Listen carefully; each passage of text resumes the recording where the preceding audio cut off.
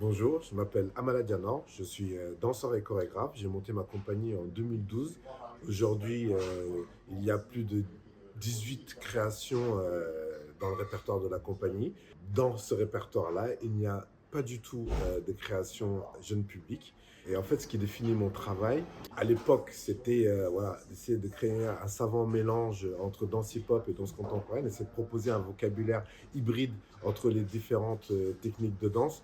Aujourd'hui, il s'avère que j'ai quand même réussi à tracer une ligne chorégraphique, une ligne esthétique où les gens reconnaissent mon travail qui est basé sur le mouvement organique, qui emprunte différentes esthétiques et qui finalement deviennent quelque chose d'authentique et d'unique. Le gymnase m'a proposé de faire une création jeune public.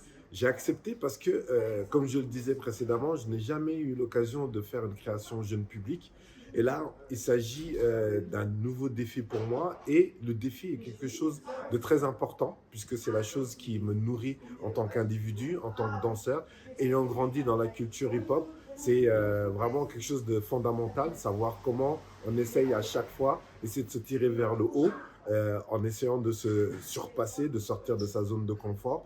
Et là, avec cette proposition, je me suis rendu compte que c'était intéressant de me confronter à un public que je ne connaissais pas et qui va nécessiter une certaine forme de recherche pour pouvoir, comme d'habitude, essayer d'avoir une forme de justesse sur la proposition. Pour ce projet-là, je vais devoir aller en séance d'immersion dans des crèches, essayer de me reconnecter avec la toute petite enfance, essayer de comprendre qu'est-ce qui les anime, qu'est-ce qui attire leur attention, au bout de combien de temps ils décrochent. Et je vais aussi en profiter de cette semaine d'immersion pour essayer de trouver un titre pour cette pièce-là, parce que j'ai envie que ce soit un titre pour les enfants, qu'ils soient capables après de répéter à leurs parents ou bien de se le dire entre eux. Et j'aimerais que ce soit pas trop compliqué, mais que ce soit aussi, voilà, que ça fasse sens pour eux. Il y a aussi un rapport avec la musique que j'aimerais envisager différemment, puisque jusqu'à maintenant, la plupart de mes créations, je les ai faites avec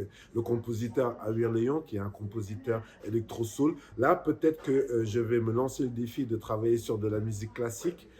J'avais pensé à plusieurs titres, mais voilà, je me laisse une liberté là-dessus.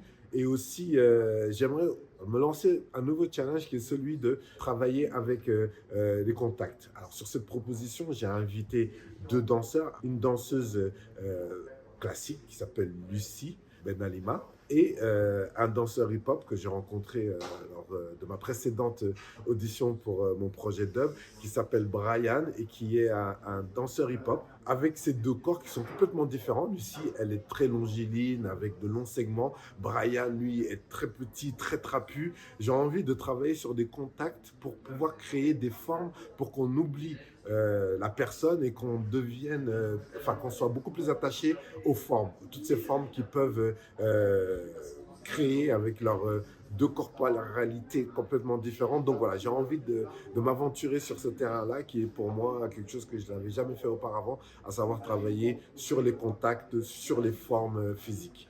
C'est des enjeux qui sont très intéressants pour moi puisque ça va une fois de plus me permettre d'orienter en tout cas ma recherche chorégraphique vers de nouveaux terrains que je n'avais pas encore explorés.